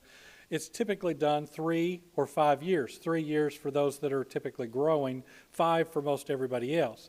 This is our 5-year reappraisal, 2025. However, please note that that law did change, and now all the all the counties are going to be at a 4-year reappraisal cycle. That means our next one will be 2029. Our last one was 2020, which was 5 years ago. This is the first reappraisal since the market had significant increases across the state and nation, and specifically in our school district. Remember, this assessment that is saying 2025 is actually based upon taxes paid in 2026. This reappraisal, one of the things that is done each time by a county is they take a look, was there an increase of 10% or more in any particular school district's appraisal? That actually triggers a state statute that says, hey, we need to look at, would you qualify for what is called rollback? And what that means is that the taxpayers in that particular school district, if that growth is 10% or more, they would want the school district to roll back the millage rate that they're collecting so that it's not too burdensome for the individual homeowner. That seems fair and equitable, and that's why it's been in statute for a number of years. Well, as a district, we qualified for rollback. And so going through a calculation, working with county officials, we have determined that rollback moves our millage rate from 42.058 mills to 41.5. There are still other mills that are assessed if you actually get your real estate appraisals for library and other things like that, but we're talking about just the district's millage. So going forward, this law basically overrides the voter-approved millage that has taken place that dates back to 2018. This is the new rate. Even though they were only looking at real estate values, this new millage rate will apply not to just real estate, but also personal property as well as utility property. This is what we will see going forward unless the school board elects to change that millage just like we did in 2018. The impacts to the school district, just so you're aware, is that assuming that means we're going to see a 10% growth in real estate property, and if we say that there's not going to be any growth in personal property or in utility property, which could be, we've seen at times drop. There have been over the last 10 years when those categories drop. If we use that projection, we see that local revenue could come up by $4.8 million. That's if we collect 100%, of which we will never collect 100%. So that is simply a projected amount. But the basic, I like to talk about the funding factors, the 4 funding factors. This is 2 of the factors. The local assessment went up. However, the millage rate will be going down because of this rollback. We also need to look at what does this impact to state revenue. In our early projections, based upon the decline in enrollment and projecting that to be through our third quarter average, the fact that we do know that there is a decrease in foundation funding amounts, and the fact that growth at the assessment level means there's less coming from the state. That's just a mathematical way that the legislators have set up foundation funding.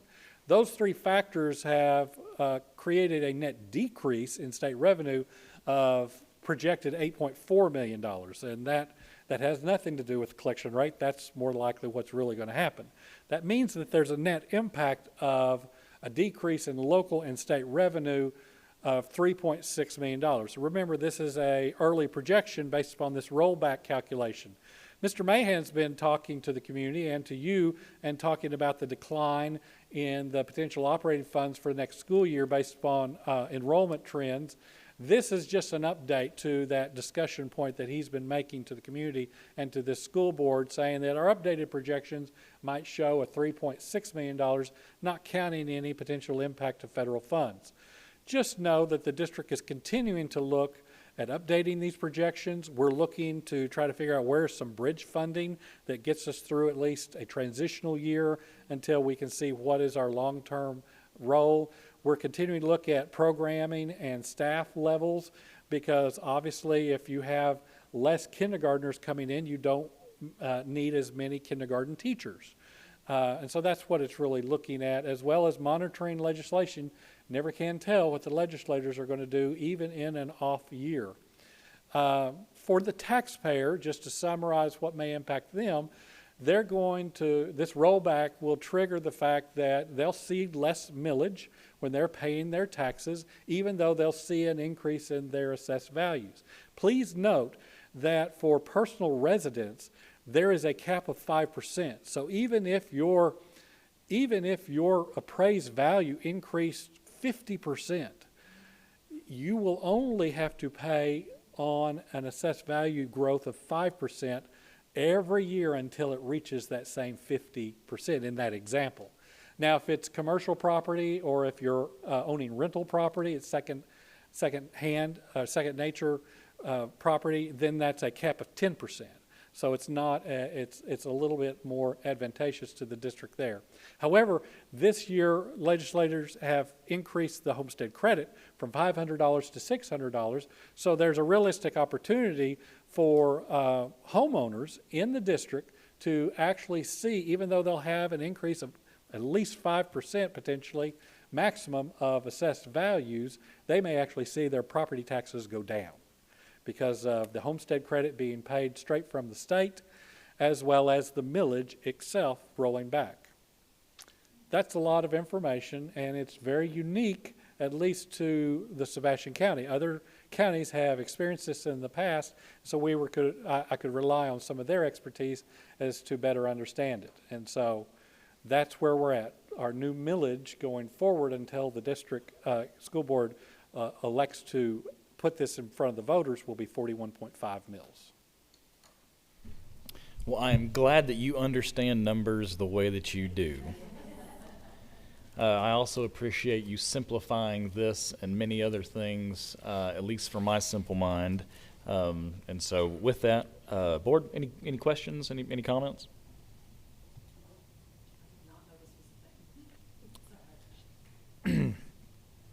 Well, with that being said, I will entertain a motion to approve the attached resolution certifying the millage rate of 41.5 mils to be levied. Do I have a motion?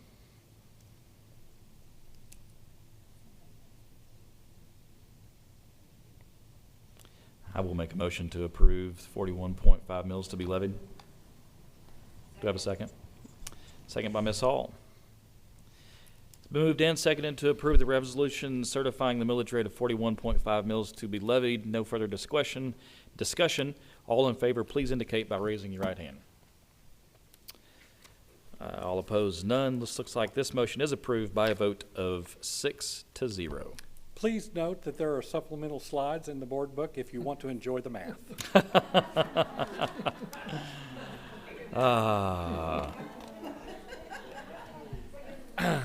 Numbers and humor. We are blessed. Thank you, Mr. Warren. Certainly. Well, if you would, just hang out at the podium. We will now consider approval of the proposed budget of expenditures with the tax levy for fiscal year beginning July 1, 2027 and ending June 30 of 2028. Mr. Mahan. Charles, you're up again. Thank you.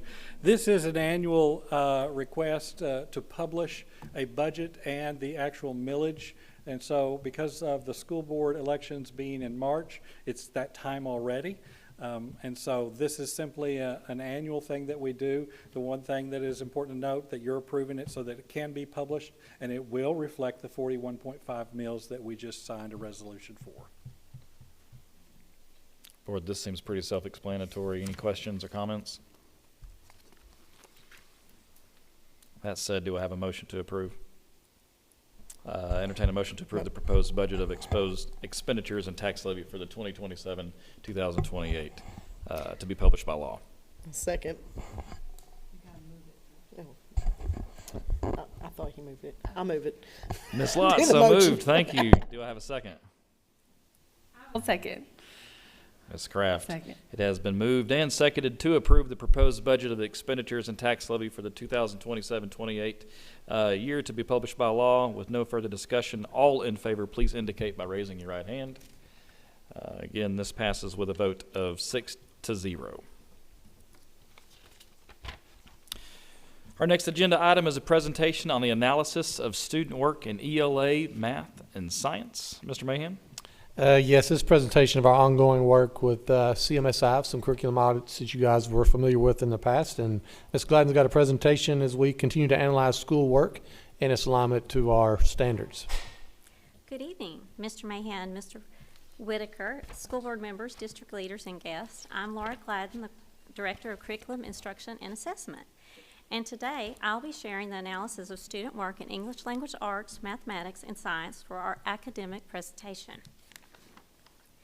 As part of our analysis, we collected student work between August 25th and September 15th in grades kindergarten through 10th in English Language Arts, Mathematics, and Science to better understand student learning and academic growth across subjects.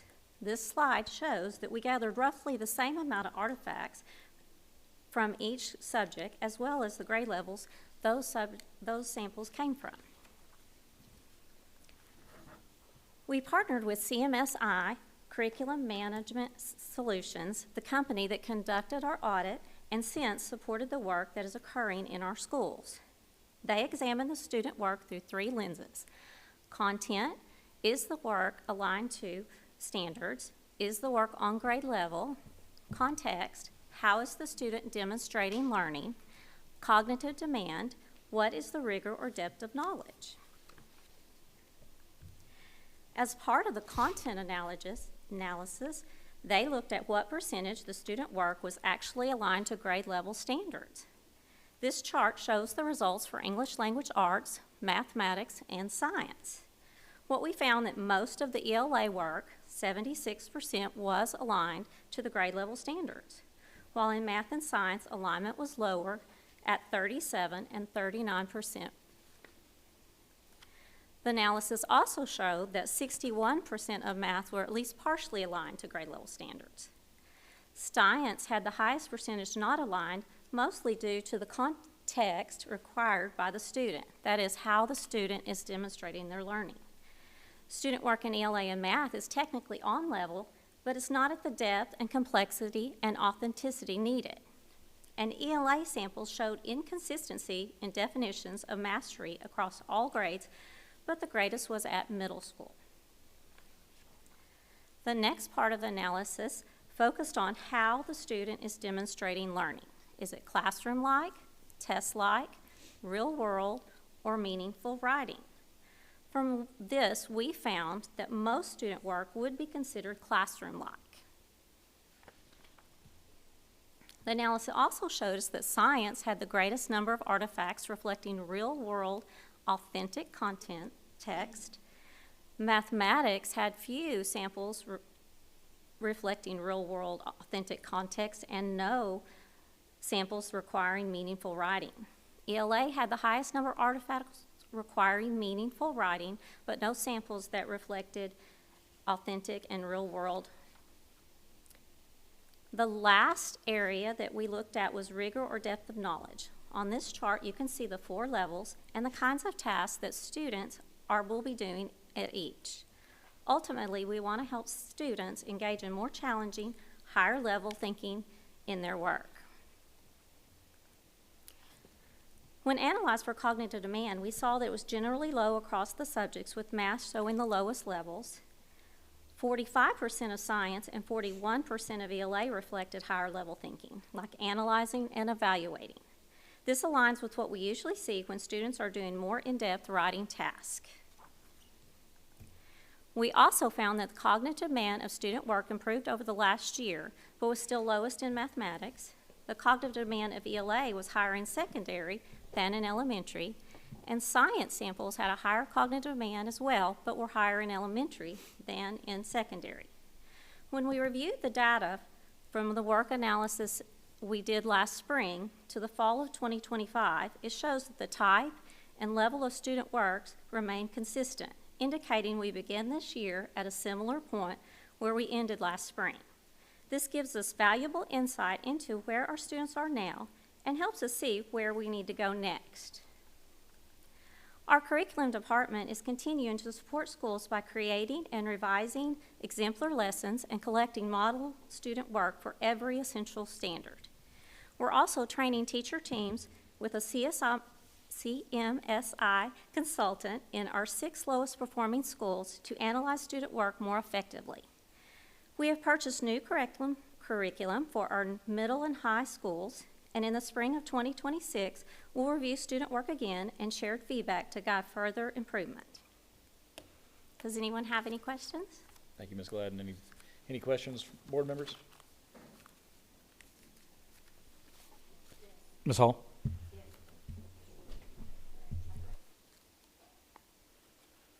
My first question,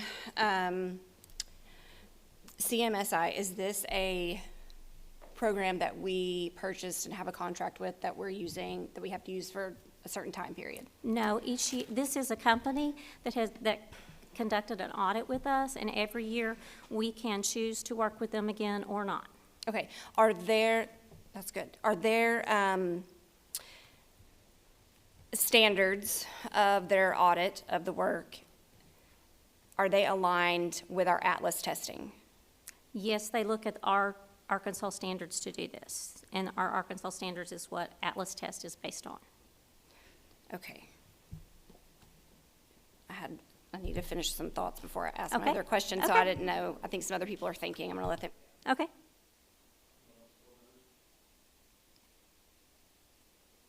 I don't know that I have any questions. I'll just be curious to see how this turns out in the spring. Yes, ma'am. I mean, there's room for growth, and so I Yes. hope that we see that. I hope come so too. spring. We're working really Yeah. hard to make Yeah. that happen.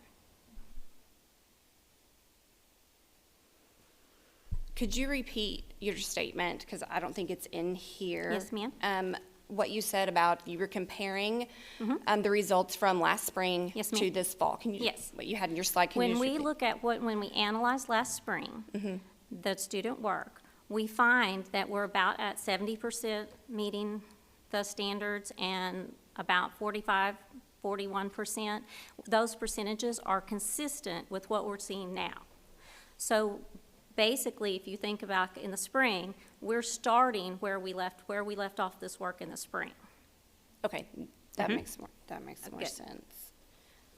Good question. Yes, that makes more sense. Thank you, Ms. Hall and Ms. Kraft, for your comments. Anyone else? Again, this is a presentation item only. No action is required.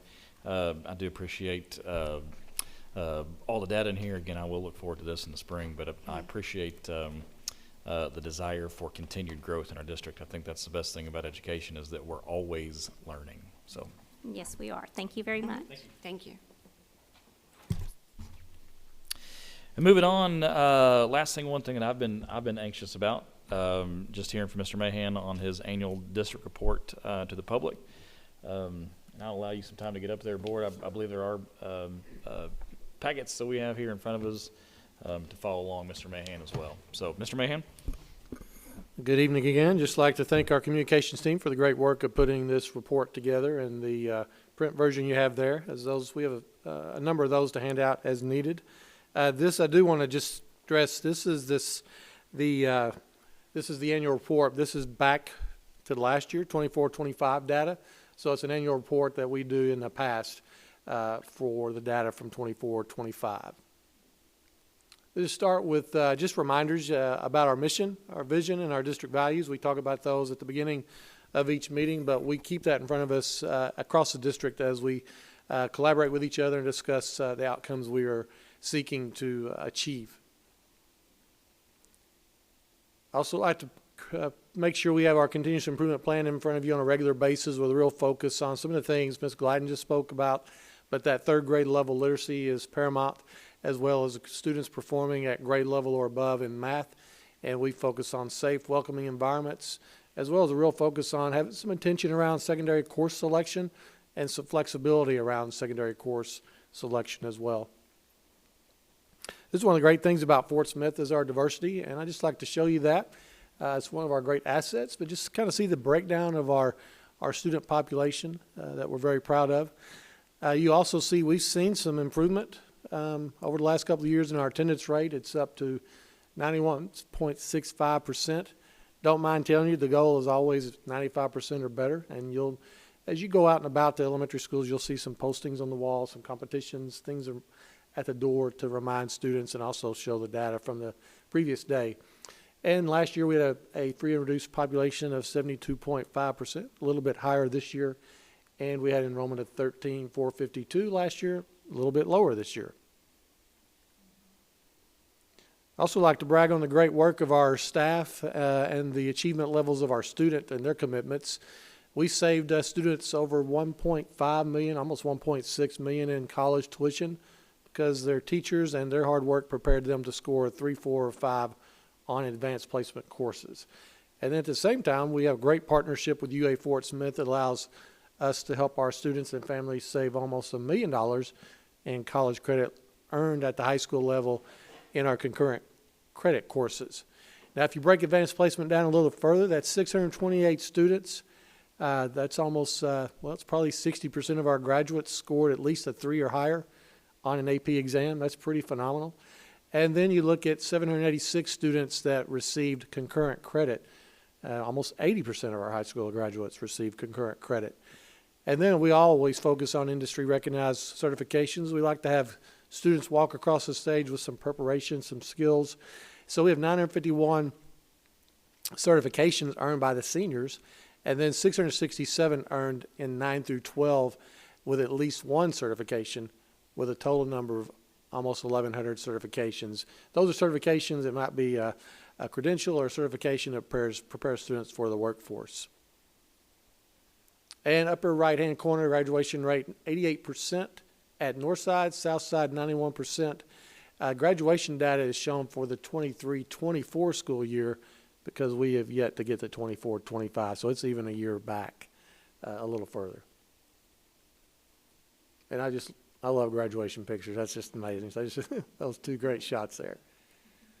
I also like to break down what are students completing in. When you talk about career completers, this is a commitment to 3 courses that are aligned together, same area.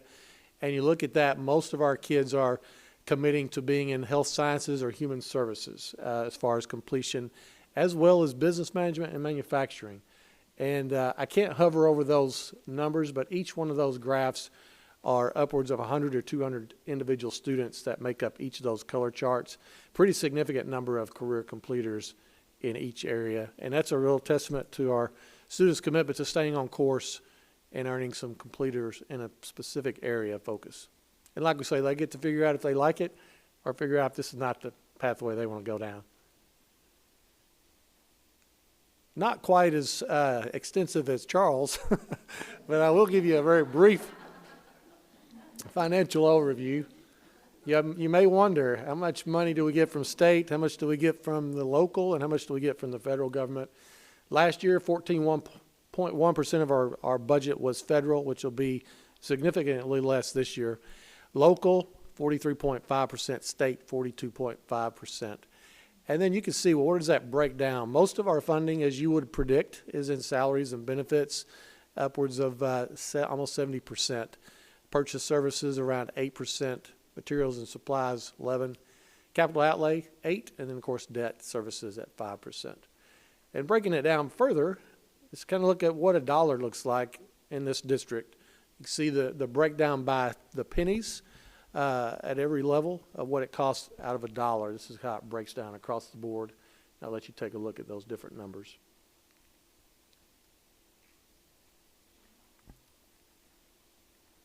And with that, we also like to recognize our employees. Currently, we have 2,620 last year that were total employees. 1,972 are full-time employees, 69 part-time. And just look at the number of substitutes. Our HR team does a phenomenal job of onboarding substitutes, getting them trained, but almost 600 substitutes that work in our district as the need arises each day. Can't go without talking about some excellence as well and recognizing that we have been focused on high reliability school accreditation. You can see the different levels of completion by our schools and their commitment to meeting those standards. And you see that capturing kids' hearts, I would say there's not too many districts that have that many national showcase award winners that are focused on those relationship and social skill developments. And then School of Innovation, Darby Middle School with the Health Science Academy, Southside High School with just a non-traditional learning area there that's an innovative approach, and then Peak Innovation, all 3 our schools of innovation. We're very proud of that as well. And those are district accomplishments, but also individual accomplishments. You see our Teacher of the Year, Miss College, in the top left. You also see Miss Minnick, our Classified Employee of the Year, to Miss College's left. You see Sherry Byford. She is our Arkansas Counselor of the Year, and she's middle right. I'm almost like a Brady Bunch picture up there, but she's top right next to the bus. And, of course, the bus won the Transportation Department's Safety Award as well, and we're very proud of them. Go down to our state bowling champions at 24, state champions there. We also have basketball state champions, two-time national cheer, 2 times, 1 in a row. We're going to get a dynasty started there. We also like to recognize that Dr. Gary U. Dodge is a 24 Arkansas 250 in education and healthcare category in Arkansas business. Miss Steele there received a substantial training in athletic director. She is athletic director certification from the National Interscholastic Athletic Administrators Association, was recognized this last year. Just going across the page there, very proud of Cody Goodson, ACT perfect, 1,500 on PSAT. That's pretty phenomenal. They're 3 down on the right. Right below him, Miss Minnick, and make sure I've got the right spot there. My eyes aren't as good as they used to be, but Miss Minnick and the Woods team, the robotics, and the great work they did at Florida. We're very proud of that summer trip and came home with some trophies as well. We also look at the great work of that group there with Dalton and Dr. Morosky, and you didn't know the superintendent was going to have an eye exam tonight. But that's a group of people: Alina Elam, Anaya Tagersey, Michael Wynn, Jaya Shah, Ryan McCord, Ivy Hernandez, Marco Castro. This is our first place DECA competition, talking about business and industry and marketing, things of that nature. So just a collection of excellence in action. And then just speaking of our board, Arkansas Board of Assembly, of course, you all can see the great work of 58 total hours in training. Should be proud of that and the great work you all have committed to volunteering, to leading this district. So we're very proud of that work as well.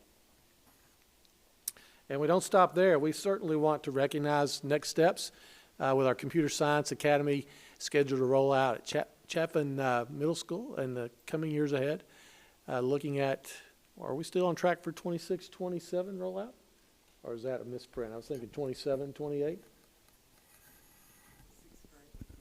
26, okay, for 6th grade. K-STEM will be at Bonneville. That's the 28th fall. And, of course, we've been talking a lot about the playgrounds. Very excited. Barling and Park, our first 2. That should start in the next couple of weeks with the fencing going up and the ground being broken if weather permits. So some great things in the future as well. And as always, we just like to remind folks that we believe, belong, and become in this district. With that, there's a lot more extensive information in the print version. That's a summary, probably not as brief as you would expect, but it is my presentation. What questions can I ask, respond to you? I don't necessarily know that I have any questions, but I would like to make many of these available. That way we can showcase our district, because I firmly believe there are many good districts in the state of Arkansas, but I think that Fort Smith Public Schools is the best district in the state of Arkansas. And one of the things that I think that we do very well is make sure that every student in our district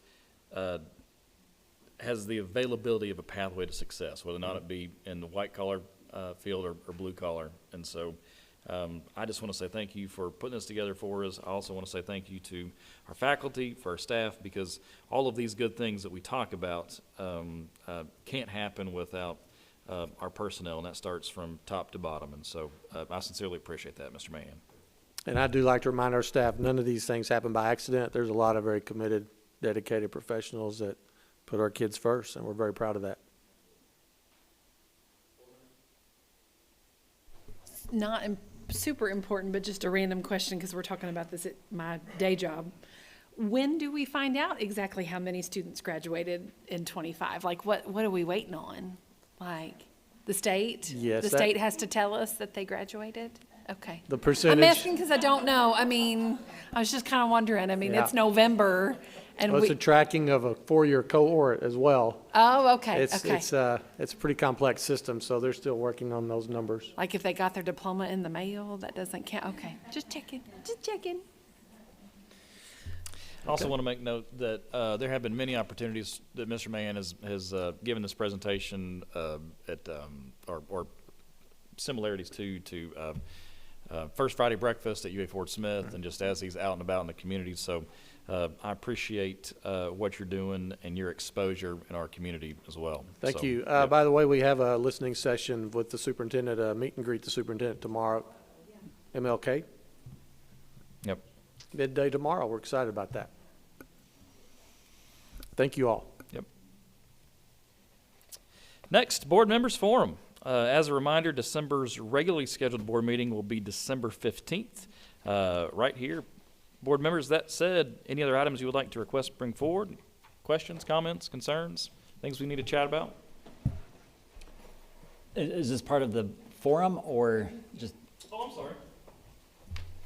or I guess who goes first? Yeah, absolutely. This is, So I had opportunity this past week or last week to meet with Ms. Mundell and the communications team, and it was very insightful and educational, and I think it's a critical time to understand our communication strategy and plan as well, in alignment with your goals. I'd like to propose a work session for the board at some future date when the communication team is ready and when Mr. Mahan, you feel is ready. But I think a work session would help align the board with the strategy for the communication.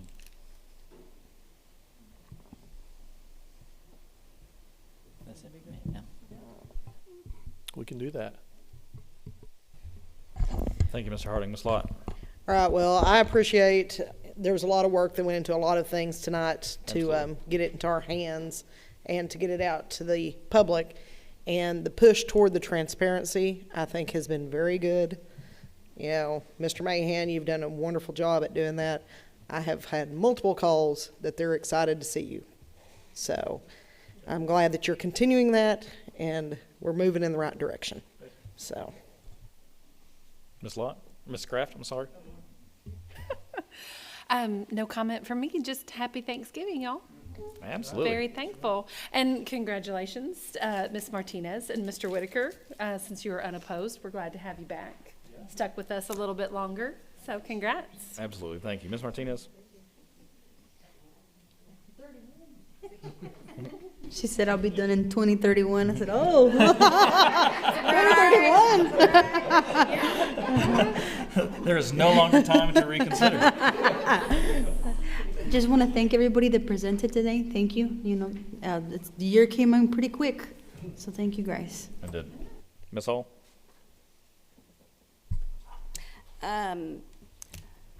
Congratulations to the Southside cheer team, who got second place this past weekend by 0.4 of a point. And if you're not in the cheer world, that's like maybe one person didn't point their toe hard enough or smile big enough. I mean, it's so minute. So congratulations and good luck to the girls competing this coming weekend at Alma. I got to attend the Veterans Day ceremony at Southside and was able to see Mr. Wayne Haver. I haven't seen him since I graduated high school, and one thing that he said every morning, and if you went to Southside, you can say it with me as we close out the meeting, make it a great day or not, the choice is yours. But anyways, it was so good to see him. Thank you, Ms. Hall. Board, I do appreciate you allowing me to fumble through tonight's meeting. While I may not be as fluid as Mr. Person is, I am definitely better looking. So, that being said, if there is no other business to come before the board, Mr. Mahan, anything else? Good, thank you. Appreciate you all being here. Meeting is adjourned.